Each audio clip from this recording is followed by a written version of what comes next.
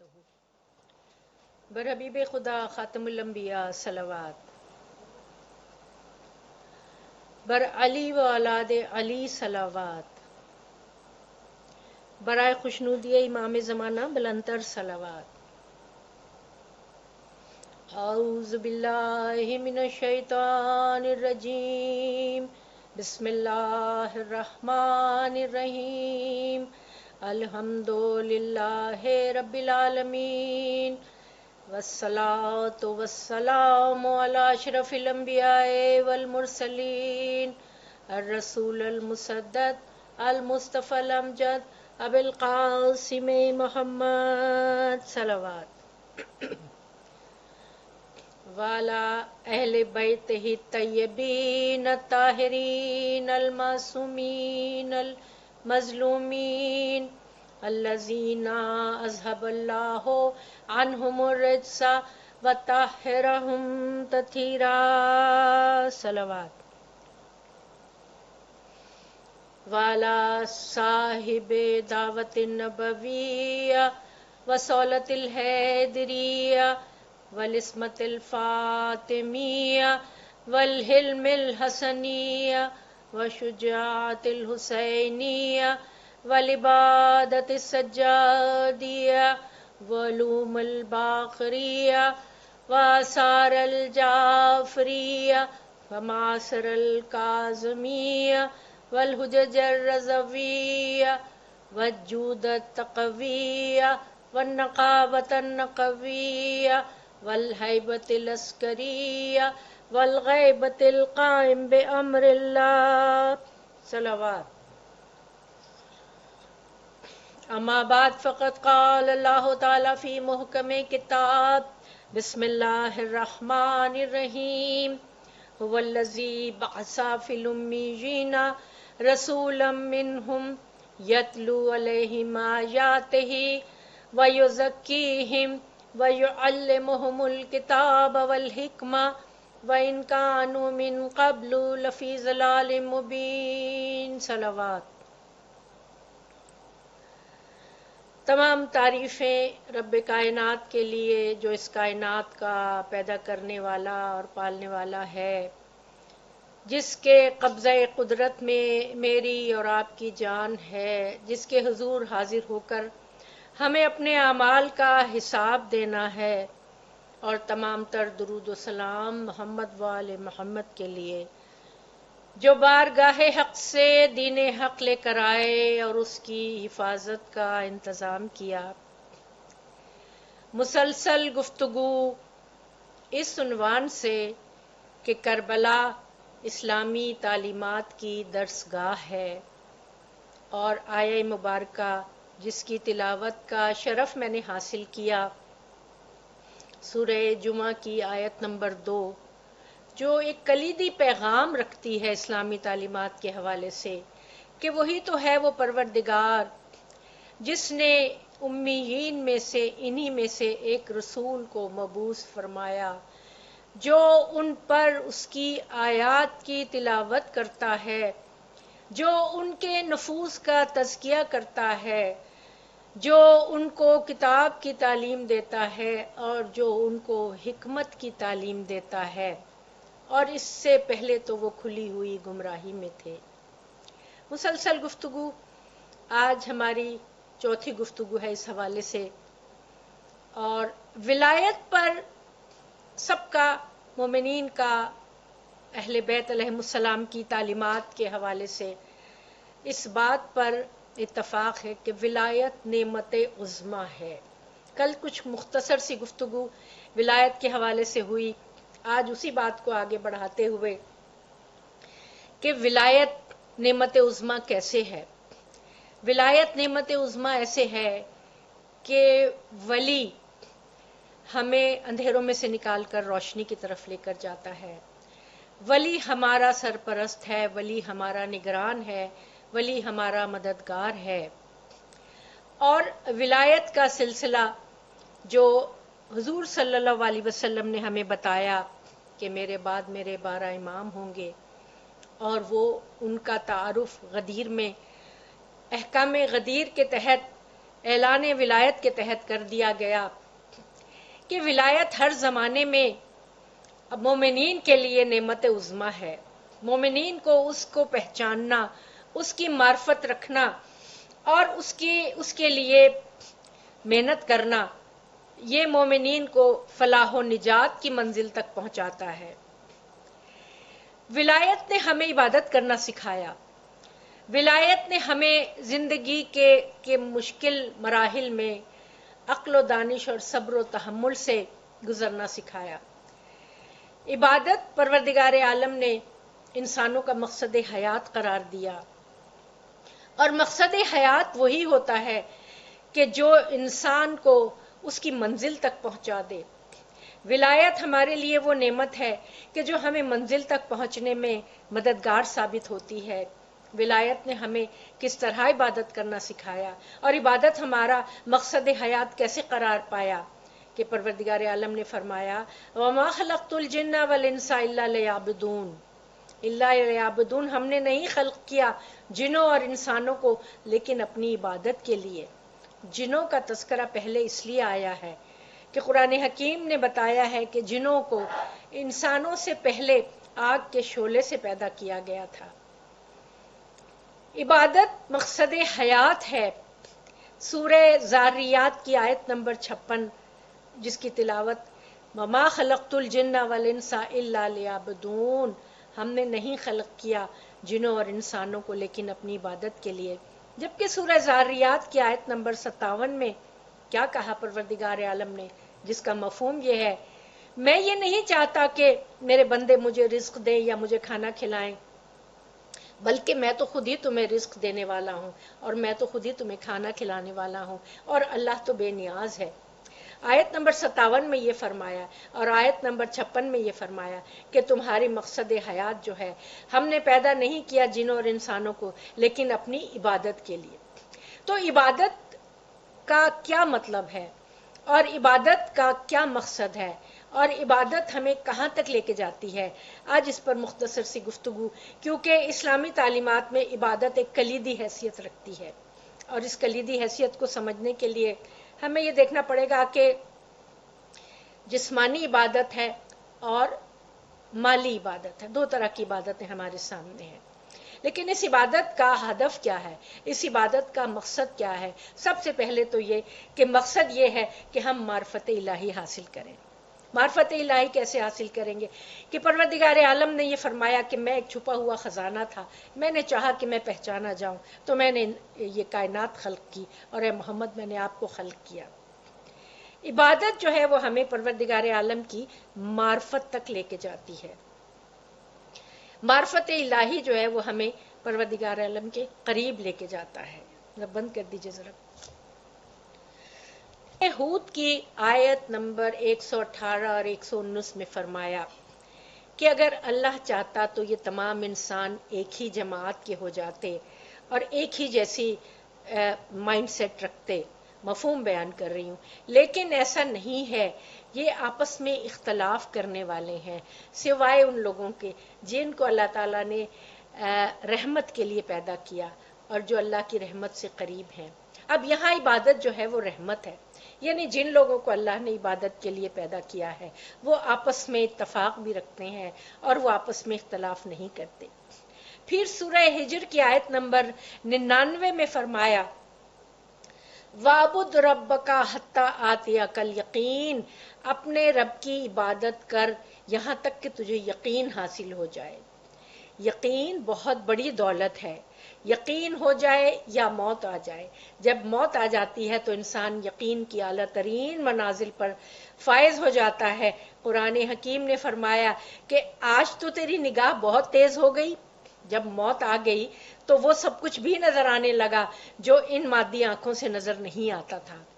تو یقین حاصل عبادت سے یقین حاصل ہوتا ہے، اللہ تعالیٰ کی عبادت سے یقین حاصل ہوتا ہے. اور کیا فرمایا میرے مولا نے، صاحب منبر سلونی نے، کہ اگر زمین اور آسمان کے پردے میرے آنکھوں کے سامنے سے ہٹا دیے جائیں تو میرے یقین میں کوئی اضافہ نہیں ہوگا. وہ صاحب یقین جن کی ولایت نے ہمیں اندھیروں میں سے نکال کے روشنی کی طرف سفر کروایا، ان کی ولایت نے ہمیں زندگی کا مقصد سکھایا، ان کی ولایت نے ہمیں عبادت کرنی سکھائی۔ کیسی عبادت تھی علی کی کہ کسی جنگ میں میرے مولا کے پیر میں تیر پیوست ہو گیا تھا اور اتنی تکلیف تھی کہ کوئی اس تیر کو نہیں نکال سکتا تھا، تو فرمایا ختمی مرتبت نے کہ جب علی نماز میں ہو اس وقت وہ تیر نکال لو، تو وہ تیر اس وقت نکالا گیا کہ بارگاہ عزتی میں عبادت کے اس مقام پر تھے، عشق الہی کے اس مقام پر تھے کہ آپ کو تکلیف نہ ہوئی اور وہ تیر نکال دیا۔ یہ عبادتیں تمام ائمہ معصومین کی عبادتیں، شہزادی سیدہ کی عبادتیں، یہ ہمارے لیے مشعل راہ ہیں کہ انہوں نے ہمیں عبادت کرنا سکھایا، اور فرمایا کہ عبادت کرنے سے عشق کرنے والے لوگ جو ہیں وہی دنیا کے سب سے بہترین لوگ ہیں۔ عبادت کے حوالے سے جیسے آپ کو ابھی میں نے عرض کیا کہ عبادت مقصد حیات ہے، عبادت مقصد حیات ہے، اور کس طرح یہ مقصد حیات ہے اور ہدف کیا ہے، اس کا ہدف معرفت ہے، اور اس کی راہ میں مراحل کیا آتے ہیں کہ عبادت کے دوران مشکلات کا سامنا ہے، بہت ساری آزمائشیں آتی ہیں، ان سے صبر و تحمل سے گزرنا، ان سے عقل کی روشنی میں گزرنا، یہ وہ مراحل ہیں کہ جس سے ہمیں عبادت میں مدد ملتی ہے، اور اس کا نتیجہ کیا ہے، اس کا نتیجہ رحمت الہی ہے۔ اس کا نتیجہ یہ ہے کہ پروردگار اپنی رحمت میں ان لوگوں کو شامل کر لیتا ہے جو اس کے عبادت گزار بندے ہوتے ہیں۔ عبادات کے حوالے سے جیسے ابھی ذکر کیا کہ مالی عبادت بھی ہے اور جسمانی عبادت بھی ہے۔ مالی عبادات آپ سب جانتے ہیں، حج مالی عبادات میں سے ہے، زکوٰۃ مالی عبادت ہے، خمس مالی عبادت ہے، اور جسمانی عبادات، نماز جسمانی عبادت ہے، روزہ جسمانی عبادت ہے، جہاد جسمانی عبادت ہے، امر بالمعروف نہی عن المنکر وہ ہم اپنے ہاتھ سے بھی کرتے ہیں، زبان سے بھی کرتے ہیں، قلم سے بھی کرتے ہیں، اور اپنے مال سے بھی کرتے ہیں، اور اس حوالے سے عبادت کے طریقے ہمیں شریعت محمدی صلی اللہ علیہ وسلم نے ہمیں بہت صاف کھول کھول کے بتا دیے گئے ہیں، اور یہ فروعات جو ہمارے سامنے ہے اس میں کسی قسم کی کوئی شک و شبہ کی گنجائش نہیں ہے۔ آپ نے سب کچھ کر کے دکھایا، ائمہ معصومین نے ہمیں سب کچھ کر کے دکھایا، حضور نے نماز پڑھ کے دکھائی، حضور نے روزے رکھ کے دکھائے، حضور نے حج کر کے دکھایا، اور پہلا اور آخری حج میرے مولا کا فرمایا کہ مجھ سے حج کے مناسک سیکھ لو۔ حج پہلے بھی ہوتا تھا، اسلام سے قبل بھی ہوتا تھا، کیونکہ حج سنت ابراہیمی، لیکن جناب ابراہیم علیہ السلام کے بعد بہت لوگ غلط باتوں میں پڑ گئے تھے اور حج میں طرح طرح کی چیزیں شامل ہو گئی تھی۔ آج جو ہم حج کی عبادت انجام دیتے ہیں وہ اسی طریقے سے کرتے ہیں جو ہمیں حضور نے سکھائی تھی۔ ہم جو نماز پڑھتے ہیں اسی طریقے سے پڑھتے ہیں، روزے کے احکامات جو ہیں وہ بھی اسی طریقے سے ہیں، حلال حرام بھی ہمارا وہی ہے، ہمارے مستحب بھی وہی ہے، ہمارا مکروہ بھی وہی ہے، اور یہ سارے ہمارے لیے روڈ میپس جو بنائے گئے ہیں تو الحمدللہ یہ ہمارے سامنے بالکل واضح ہیں، اور اس سے متعلق اللہ کا شکر ہے کہ ہمارے مراجع کرام، دیکھیے یہ بھی ولایت ہی کی ایک کڑی ہے جس کا میں آپ کے سامنے ابھی ذکر کروں گی عبادت کے ذکر کے بعد، کہ عبادت ہماری زینت ہے، اور عبادت پروردگار عالم کو بہت پسند ہے۔ عبادت، اللہ کو عبادت کی ضرورت نہیں، اللہ کو عبادت کی ضرورت نہیں، اللہ کے لیے تو جن و انس کافی ہیں۔ درد دل کے واسطے پیدا کیا انسان کو، ورنہ طاعت کے لیے کچھ کم نہ تھے کروبیاں۔ پوری کائنات اللہ کی عبادت کر رہی ہے، چرند پرند درخت سمندر پہاڑ تمام مخلوقات اللہ کی عبادت کر رہی ہیں۔ یہ الگ بات ہے کہ ان کی عبادت کے طریقے الگ ہیں، اور انسان ہونے کے ناطے سے ہمیں شریعت کا پابند بنایا گیا ہے عبادت کے حوالے سے۔ ہم کسی بھی واجب میں اپنی رائے کو شامل نہیں کر سکتے، کسی حلال حرام میں، کسی مکروہ میں، مباح میں، مستحب میں، جو ہمیں بتا دیا گیا، جو ہمیں سکھا دیا گیا، جو ہماری شریعت نے ہمیں دے دیا، ہم اس پر قائم ہیں۔ لیکن یہاں رک کر میں ایک بات آپ کے سامنے عرض کروں، عبادت کے معنی کو ہمارے دین میں بہت وسعت حاصل ہے، بہت وسعت حاصل ہے۔ یہ نہ سمجھے کہ صرف مصلی پر بیٹھے رہنا ہی عبادت ہے یا روزے رکھ لینا ہی عبادت ہے۔ عبادت کے معنی بہت وسیع مفہوم ہے کہ اللہ کی رضا کی خاطر کسی کی مدد کر دینا بھی عبادت ہے، اللہ کی رضا کی خاطر خوش خلقی اختیار کرنا. انشاءاللہ آئندہ آنے والے وقت میں ہم اخلاقیات پر بھی گفتگو کریں گے. یہ نیت کر کے اخلاقیات کو اپنے اندر جگہ دینا اور اختیار کرنا بھی عبادت ہے کہ قربتاً اللہ. اور عبادت کے لیے نیت کا ہونا بہت ضروری ہے. جو واجب عبادات ہیں ان کے لیے ہم واجب قربتاً اللہ کی نیت کرتے ہیں، اور جو مستحب عبادات ہیں ان کے لیے ہم قربتاً اللہ کی نیت کرتے ہیں، جس کا مطلب واضح یہ ہے کہ تمام عبادتیں جو ہیں وہ ہمیں اللہ کے قریب لے کے جاتی ہیں. اور یہی مقصد عبادت ہے، یہی مقصد عبادت ہے. کیوں کہ پہلے شروع میں ہم نے فلسفہ حیات پر جب بات کی تھی کہ یہ دنیا میں ہم کیوں آئے ہیں، خلق الموت والحیات لیبلوکم ایکم احسن عملا، کہ ہم دیکھیں تم موت اور حیات کو ہم نے خلق کیا کہ ہم یہ دیکھیں تم میں احسن العمل کون ہے.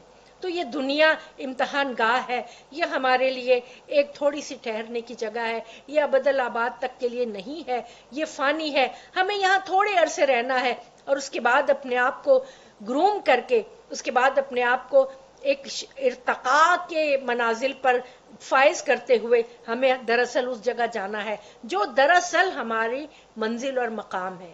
یہ تو ہماری گزرگاہ ہے، یہ دنیا گزرگاہ ہے، اور اسی سے ہمیں یہ اس طرح ہے جیسے کھیتی کاشت کر کے ہمیں اسی سے آخرت کے لیے زاد راہ جمع کرنا ہے. حیات الدنیا بھی اتنی ہی اہم ہے. ہمارے یہاں اسلامی تعلیمات میں جو کربلا اسلامی تعلیمات کی درسگاہ ہے، ہمیں بتا دیا کہ حیات الدنیا بھی اتنی ہی اہم ہے جتنی حیات آخرہ ہے. ہمارا موضوع گفتگو یہی ہے، کربلا اسلامی تعلیمات کی درسگاہ ہے. تو کربلا نے ہمیں عبادات کا جو نمونہ نظر آتا ہے، کربلا میں جو ہمیں انفاق کا نمونہ نظر آتا ہے، کربلا میں جو ہمیں قربانی کی مثالیں نظر آتی ہیں، کربلا میں جو عبادت اپنے عروج پر نظر آتی ہے کہ ہم دیکھتے ہیں کہ وہ شب عاشور جب جنگ تیار تھی اور میرے مولا نے ایک رات کی مہلت طلب کی کہ مجھے عبادت بہت پسند ہے، اور رات کو ساری رات خیام حسینی سے ایسی آوازیں آتی رہیں، تسبیح کی، تحلیل کی، حمد و ثنا کی. کہتے ہیں جیسے شہد کی مکھیوں سے شہد کے بھن بنانے کی، مکھیوں کے چھتے سے شہد کے بھن بنانے کی آوازیں آتی ہیں. تو یہ عبادتیں وہ زاد راہ ہیں کہ جو ہم اپنے ساتھ قبر میں لے جائیں گے، جو ہم اپنے ساتھ اس دنیا میں لے جائیں گے. مال نہیں جائے گا، اولاد نہیں جائے گی، کوئی زر و جواہر نہیں جائیں گے، صرف ہمارے اعمال، ہماری عبادتیں جائیں گی. اور ہماری عبادتیں بھی وہ عبادتیں جو خلوص کے ساتھ انجام دی گئی ہوں، جن میں ریاکاری نہ ہو، جن میں دکھاوا نہ ہو، اگرچہ کہ کم ہو لیکن خلوص کے ساتھ انجام دی گئی ہو. اور وہ عبادتیں جو ہماری واجبات ہیں وہ تو ہر حال میں ادا کرنی ہے. اس کے بعد مستحبات کا بھی ہے جو بہت ثواب ہے، جیسے نماز شب کا بہت ثواب ہے، اور جیسے دوسرے جو ایام آتے ہیں سال میں مختلف اہم ترین دن ہوتے ہیں جن کے لیے ہمیں بتایا گیا ہے کہ کیا کیا کرنا ہے. شب قدر میں کیسے عبادت کرنی ہے، شب برات میں کیسے عبادت کرنی ہے، رمضان المبارک کے روزے کس طرح رکھنے ہیں. یہ جو واجبات ہیں، اس کے علاوہ مستحبات میں جو مالی عبادتوں میں بھی جو واجبات ہیں وہ ادا کرنے ہیں. اس کے بعد مستحبات بھی، جیسے کہ فرمایا جب تعارف ہو رہا ہے اس کتاب کا، بسم اللہ الرحمن الرحیم، الف لام میم، ذالک الکتاب لا ریب فیہ ھدی للمتقین الذین یؤمنون بالغیب ویقیمون الصلاۃ ومما رزقناہم ینفقون والذین یؤمنون بما انزل الیک والذین یؤمنون بما انزل وما انزل من قبلکم اولئک علی ھدی من ربہم واولئک ھم المفلحون.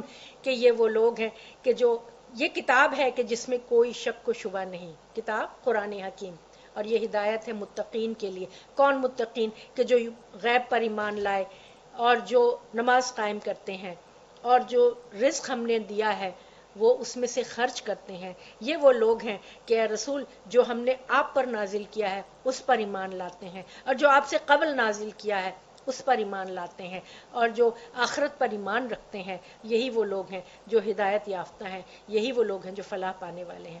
اب یہاں دیکھیں آپ عبادت کے کتنے وسیع مفاہیم ہیں کہ یقین بھی عبادت کے زمرے میں شامل ہو جاتا ہے. شک یقین کی ضد ہے، یقین کی ضد شک ہے.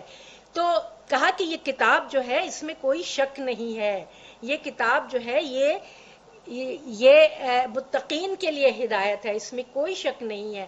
اور متقین کون ہیں؟ دیکھیے مسلمان کے بعد مومن، مومن کے بعد متقی، تو یہ مراحل ہیں کہ جو مسلمان ہے وہ جب ایمان کی منزلوں پر فائز ہوتا ہے، اور تو ایمان ایک چراغ کی طرح اس کے اندر روشن ہو جاتا ہے اور اس کے اعضاء و جوارح سے وہ روشنی نکلتی ہے، پھر وہ تقویٰ کی منزل پر فائز ہوتا ہے تو وہ متقی بنتا ہے، جب وہ متقی بنتا ہے تو پھر مزید ہدایت پاتا ہے، جب وہ متقی بنتا ہے قرآن حکیم اپنے معنی اس کے لیے کھول دیتا ہے، اور اسی آیت کی روشنی میں قرآن حکیم اس کے لیے ہدایت کا سامان بن جاتا ہے۔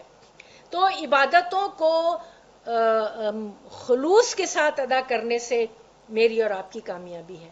میری اور آپ کی زندگی کا مقصد ہی یہی ہے کہ ہم جب اس دنیا سے جائیں تو ہم اپنے واجبات ادا کر کے جائیں، اور ہمارے ساتھ ہمارے مستحبات بھی ہوں، اور ہمارے اوپر کوئی ساتھ میں یہ بھی بہت ضروری ہے کہ اپنے نفوس کا تزکیہ بھی پاکیزہ ہو کر عبادت کریں۔ انشاءاللہ آئندہ آنے والے دنوں میں ہم اس پر بھی گفتگو کریں گے۔ ولایت کے حوالے سے کل مولا علی کا ذکر ہو رہا تھا۔ میرے مولا کی جو مختصر خلافت کا زمانہ ہے، وہ دیکھیے امام تو غدیر میں ولی مقرر ہو چکے تھے، 25 سال کی خاموشی امام نے اختیار کی، اور خلفائے وقت کے لیے ایک فرینڈلی اپوزیشن کا کردار ادا کیا کہ آپ نے مشورے سے ہاتھ نہیں اٹھایا، آپ ہر مرحلے پہ ان کو مشورہ دیتے رہے تھے۔ ایسا نہیں تھا کہ وہ اپنے یہ کہتے کہ میرا حق مجھ سے لے لیا گیا ہے تو میں ان سے دوری اختیار کروں، نہیں، میرے مولا نے ہمیشہ یہ بات پیش نظر رکھی کہ اسلام ابھی چھوٹا سا پودا ہے، بہت نازک پودا ہے، ابھی اس نے سرزمین قلوب سے صرف اپنا سر اٹھایا ہے۔ اگر اس وقت کسی بھی قسم کی خانہ جنگی کی صورت پیدا ہوتی ہے، کسی بھی قسم کی تلوار آزمائی ہوتی ہے یا خونریزی ہوتی ہے مسلمانوں کے درمیان، تو روم اور ایران کی سلطنتیں جو منہ پھاڑے بیٹھی تھیں وہ غالب آ جاتی اور اسلام اپنے آغاز ہی میں جو ہے وہ پشمردہ ہو جاتا ہے۔ 25 سال کی خاموشی میرے مولا نے اس لیے اختیار کی، بڑی مشکل سے خلافت قبول کی تھی، آپ نے کوئی خوشی سے خلافت قبول نہیں کی تھی، کہ جب حق خلافت آپ کی طرف پلٹنے لگا اور لوگوں نے بہت منت سماجت کی، یا علی آپ ہماری درخواست قبول کر لیجئے، آپ خلافت قبول کر لیجئے، آپ نے کہا کہ نہیں، مجھے خلافت مت دو، اور کسی کو خلیفہ بنا لو، طلحہ کو بنا لو، زبیر کو بنا لو، کیونکہ میں اگر خلافت لوں گا تو میری شرائط ہے۔ امام نے کیا فرمایا کہ میں کسی کی پیروی نہیں کروں گا، میں کسی کا اقتدار قبول نہیں کروں گا، جو میں خود فیصلہ کروں گا وہی کروں گا، میں اللہ اور اس کے رسول کی ہدایت کے مطابق جو ہے وہ فیصلے کروں گا، تم سب کو میرا حکم ماننا پڑے گا، میرے نزدیک تمام مسلمان برابر ہیں، کسی مسلمان کو کسی پر کوئی فوقیت فضیلت نہیں ہے، ان کے حقوق کی میں حفاظت کرنے والا ہوں، اور مجھ سے کوئی یہ توقع نہ رکھے کہ میں بیت المال سے کسی کو کچھ زیادہ دے دوں گا یا کسی کی کوئی اس میں حیثیت کچھ زیادہ ہے، ایسی کوئی بات نہیں۔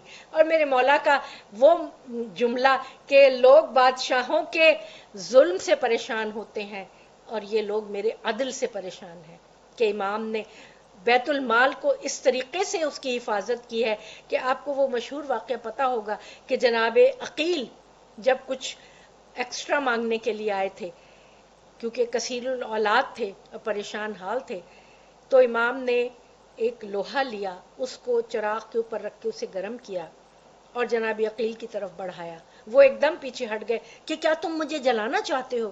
تو میرے مولا نے فرمایا کہ دیکھو تم ڈر گئے نا اس سے، تو کیا تم مجھے جہنم کی آگ میں دھکیلنا چاہتے ہو؟ یہ تقوی، یہ پرہیزگاری اور یہ مسئولیت کا احساس، اکاؤنٹیبلٹی کا احساس، یہ وہی برقرار رکھ سکتے تھے کہ جب سرکاری کام کر رہے تھے تو چراغ جل رہا تھا، ایک شخص آیا اور اس نے نجی گفتگو شروع کی، امام نے چراغ بجھا دیا، اس سے پوچھا کہ یا امیر المومنین یہ آپ نے کیا کیا؟ کہا کہ وہ سرکاری کام ہو رہا تھا اور اس وقت جو ہے میری اور تمہاری ذاتی گفتگو ہے۔ اتنی باریکیاں جو ہے وہ ولی خدا ہی ان کا حساب رکھ سکتا ہے۔ اور پھر ان کے زمانے میں جن لوگوں نے لوٹ مار شروع کی ہوئی تھی پہلے، تو جب وہ بند ہوئی تو لوگ ان کے دشمن ہو گئے، اصل تو یہی ہوا نا کہ دشمن اس لیے ہو گئے کہ جنہوں نے بیت المال کو اپنا پیٹ بھرنے کا سامان سمجھا ہوا تھا، تو مولا علی تو کسی کو اجازت نہیں دیتے تھے، ایک پائی کی بھی کسی کو اجازت نہیں دیتے تھے، تو اس لیے لوگ ان کے دشمن ہو گئے۔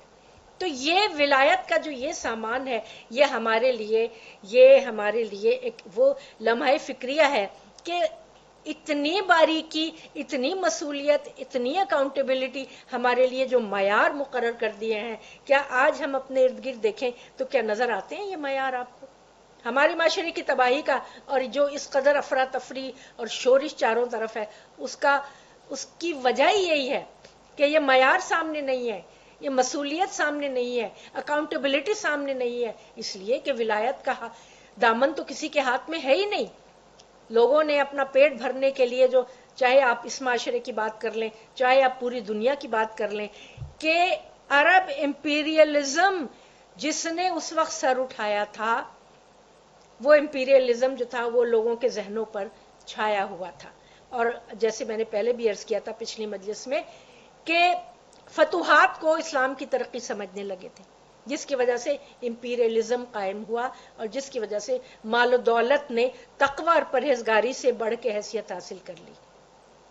یہی وجہ تھی کہ پھر آہستہ آہستہ کربلا کی طرف راہ ہموار ہوتی گئی، کہ وہ علی کہ جو اپنے بھائی کو بھی ایک پیسہ زیادہ نہ دیں، وہ علی جنہوں نے یہ معیار قائم کیے ہوں، جب دنیا نے یہ دیکھا کہ یہ تو ہمارے دنیاوی مفاد کے خلاف ہے، تو سب دشمن ہو گئے تھے، علی کے دشمن ہو گئے تھے۔ اور مختصر سے عرصے میں جو 3 جنگیں لڑنی پڑی میرے مولا کو، جیسے میں نے پہلے بھی عرض کیا کہ جنگ جمل، جنگ صفین اور جنگ نہروان امام نے جو اتنے مختصر عرصے میں لڑی، اور اس کے بعد پھر جب شہادت کا وقت آیا تو فزت برب الکعبہ کہہ کر اپنے رب کی بارگاہ میں چلے گئے۔ کہ ولی وسیع کہا جاتا ہے کہ شمعون الصفا جو حضرت عیسیٰ علیہ السلام کے حواری تھے، انہوں نے ایک تحریر لکھ کر ایک راہب کو، جو کہ کوفہ اور شام کے راستے کے درمیان تھا، جب علی کی فوجیں کوفہ سے شام کی طرف جا رہی تھی تو راستے میں پانی کی ضرورت محسوس ہوئی۔ لوگوں نے دیکھا چاروں طرف کہیں پانی نہیں تھا، تو امام نے فرمایا یہاں کوئی پانی یا کوئی کنواں نہیں ہے؟ تو وہاں جو راہب رہتا تھا، عیسائی راہب رہتا تھا، اس نے کہا کہ نہیں، یہاں تو کوئی کنواں نہیں ہے۔ میرے مولا علم لدنی کے حامل تھے، فرمایا کہ نہیں، بنی اسرائیل کے زمانے میں یہاں ایک کنواں تھا، مجھے پتا ہے کہ ایک کنواں تھا اس زمانے۔ اس راہب نے شمعون الصفا کی ایک تحریر نکال کر دی۔ وہ تحریر، اس میں یہ لکھا ہوا تھا کہ ایک زمانے میں آخری نبی محمد کے وسیع اور ولی یہاں آئیں گے اور وہی اس کنویں کو دوبارہ دریافت کریں گے۔ تو میرے مولا نے وہ پورے مقام کو دیکھا اور ایک جگہ جا کر کہا کہ یہاں سے کھودو۔ جب وہاں سے کھودا تو وہ کنواں نکل آیا، اور کہتے ہیں کہ وہ راہب امام کا یہ اعجاز دیکھ کر مسلمان ہو گیا تھا۔ درود بھیجیے محمد والے محمد پر، اللہم صلی علی محمد۔ یہ وہ ولی ہیں کہ جن کی حیثیت، ولایت کی حیثیت ایک مقناطیسی ہالے کی سی ہے۔ مقناطیسی ہالے میں لوہے کا ٹکڑا جا کر چپکتا ہے، روئی نہیں چپکتی، لکڑی نہیں چپکتی، کپڑا نہیں چپکتا، اور کوئی درخت کا پتا نہیں چپکتا، چمڑا نہیں چپکتا، اور کوئی چیز نہیں چپکتی۔ لوہے کا خالص ہونا ضروری ہے۔ مقناطیس سے چپکنے کے لیے لوہے کا خالص ہونا ضروری ہے۔ اپنی عبادتوں کے ذریعے، اپنے خلوص کے ذریعے، اپنی نیت کی صفائی کے ذریعے اپنے آپ کو خالص لوہے کا ٹکڑا بنا لو۔ خالص لوہے کا ٹکڑا بنا کر مقناطیسی ہالے کے میگنیٹک فیلڈ میں آ جاؤ۔ میگنیٹک فیلڈ میں آ جاؤ گے تو مقناطیس سے چپک جاؤ گے۔ جب مقناطیس سے چپک جاؤ گے تو وہ ولی تمہیں اپنے ساتھ خدا کے قرب میں لے جائے گا۔ یہ ہے ولایت اور عبادت کا آپس میں تعلق۔ ہماری عبادتیں ناقص، ہماری ولایت ناقص۔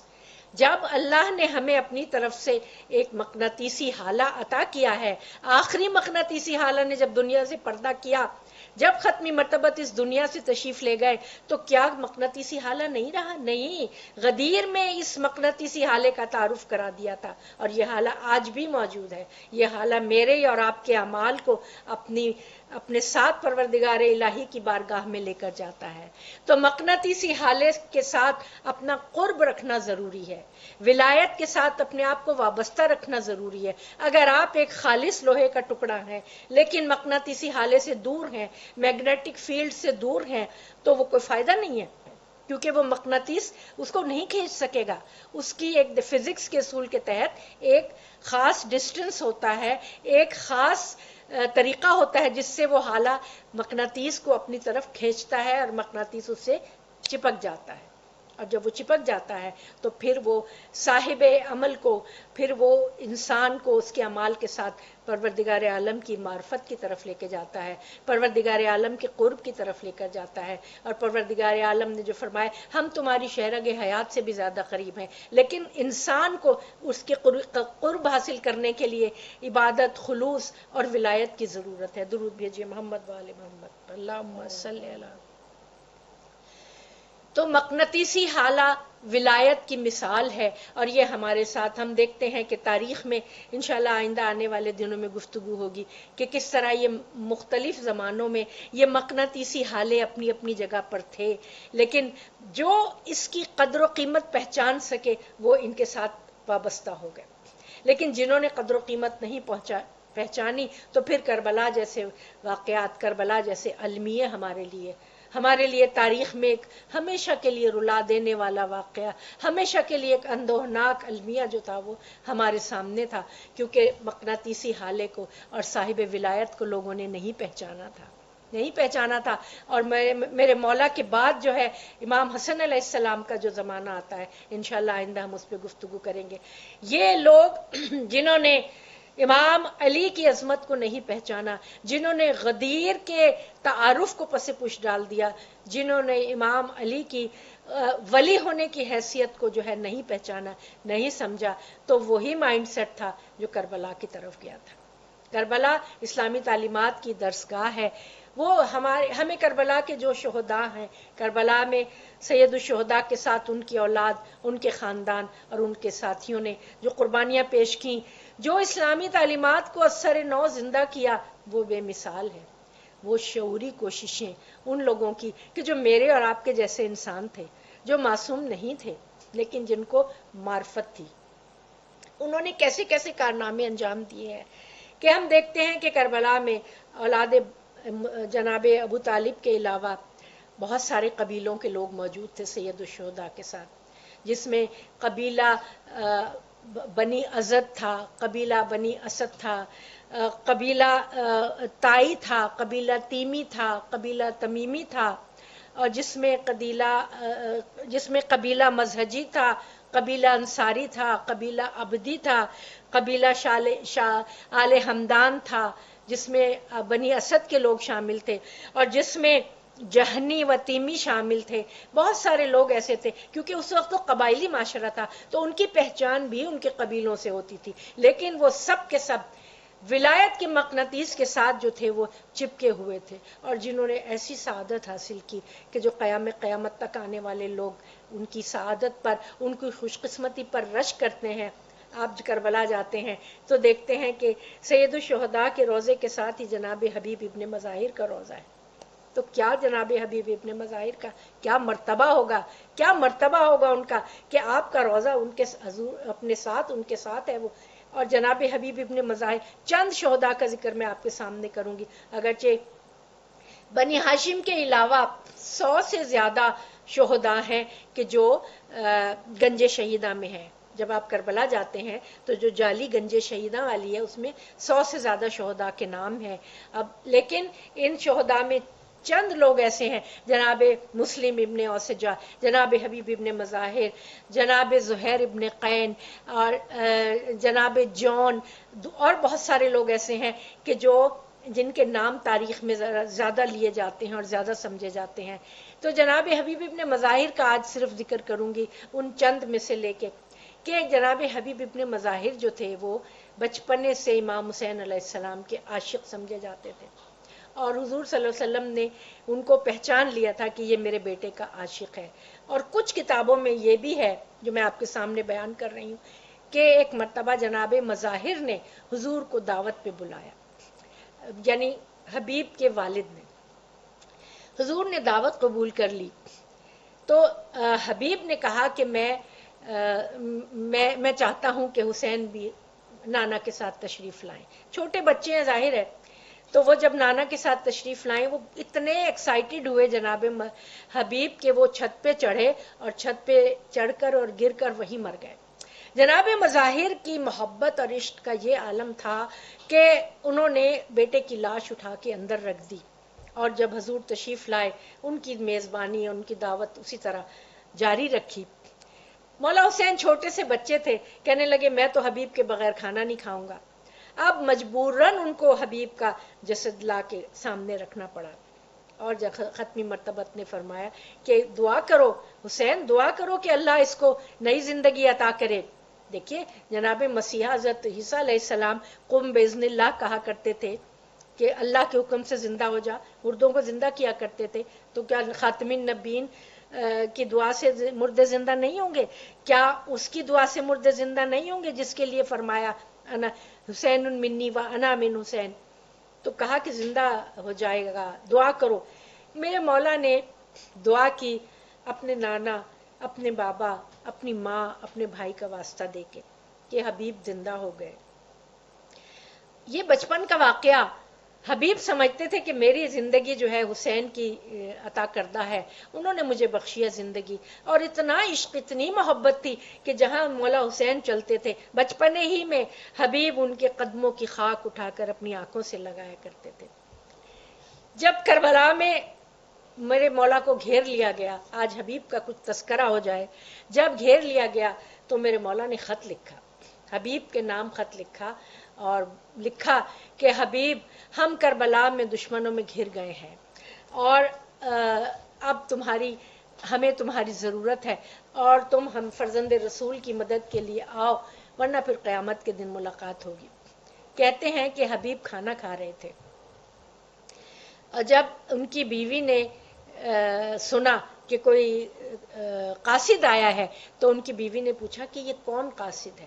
حبیب نے کہا کہ یہ دیکھا, جب خط پڑھا تو کہا کہ یہ حسین کا قاصد ہے. کچھ روایتوں میں یہ ہے کہ حبیب بازار میں خضاب خرید رہے تھے جب قاصد نے ان کو بتایا. یہ بھی ہو سکتا ہے کہ قاصد پہلے گھر گیا ہو, اس کے بعد حبیب کی زوجہ سے بات کی ہو, کیونکہ تاریخوں میں لکھا ہے کہ حبیب کی زوجہ بہت محب اہل بیت تھی. جب حبیب نے ان کا امتحان لینا چاہا اور تھوڑا سا تامل کیا تو ان کی زوجہ نے کہا کہ یہ فرزند رسول تجھے مدد کے لیے بلائیں اور تو مدد کے لیے نہ جائے, تو میری چادر اوڑھ کے بیٹھ جا اور میں فرزند رسول کی مدد کے لیے جاؤں گی. حبیب نے کہا نہیں, میں تو صرف تمہارا امتحان لے رہا تھا. اور حبیب نے اپنے غلام کو گھوڑا دے کر کہا کہ فلاں جگہ پر جا کر جمع ہو جاؤ. دیکھیے یہ وہ زمانہ ہے جب ناکہ بندی ہوئی ہے, کوفے سے کوئی شخص کربلا نہیں جا سکتا. کربلا سے نکلنے کی اجازت تھی لیکن کربلا پہنچنے کی کسی کو اجازت نہ تھی. جگہ جگہ سپاہی کھڑے ہیں, جگہ جگہ ناکہ بندی ہو رہی ہے. جناب حبیب نے تیاری کی, زوجہ کو کہا کہ تم میرے بعد کیا کرو گی؟ کہا کہ میں خاک پھانک لوں گی مگر تم جاؤ اور میری طرف سے فرزند رسول کو سلام کہنا. زوجہ نے کہا فرزند رسول کے ہاتھوں کو میری طرف سے بوسہ دینا اور میرا بہت سلام کہنا. وہ نیک بخت خاتون تھی کہ جو اپنے شوہر کے لیے مددگار ثابت ہوئی. حبیب جب راستوں سے نکلے ہیں, چھپتے چھپاتے جب گھوڑے کے پاس پہنچے ہیں تو غلام جو تھا وہ گھوڑے کے گردن میں باہیں ڈالے کہہ رہا تھا کہ اے گھوڑے اگر میرے آقا بھی نہ آئے تو میں تجھ پر سوار ہو کر فرزند رسول کی مدد کے لیے جاؤں گا. حبیب نے کہا کہ حبیب نے غلام کو آزاد کیا. تاریخوں میں یہ نہیں ہے کہ غلام کو ساتھ لے کر گئے یا نہیں, لیکن حبیب گھوڑے پر سوار ہوئے.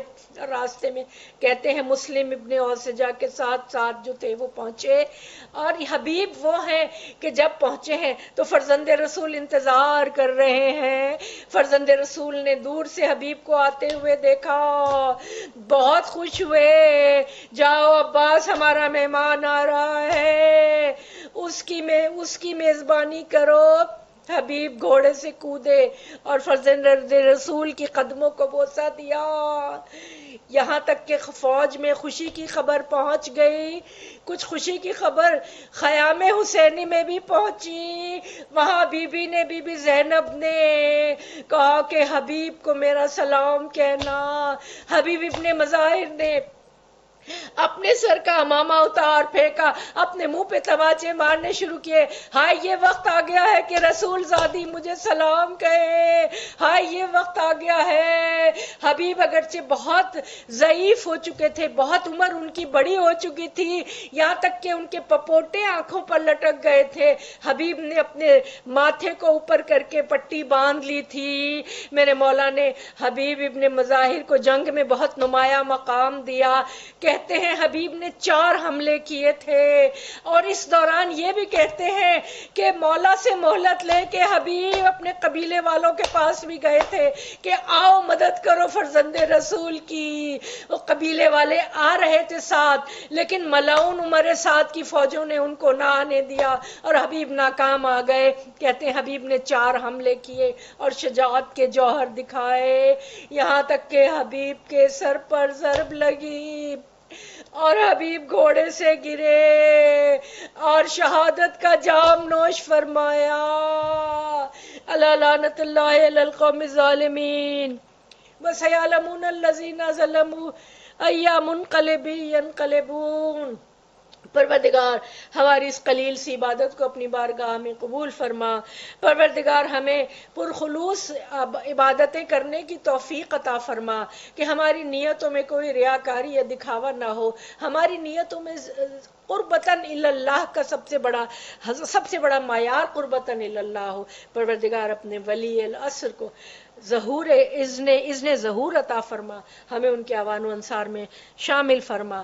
بر محمد و آل محمد صلوات۔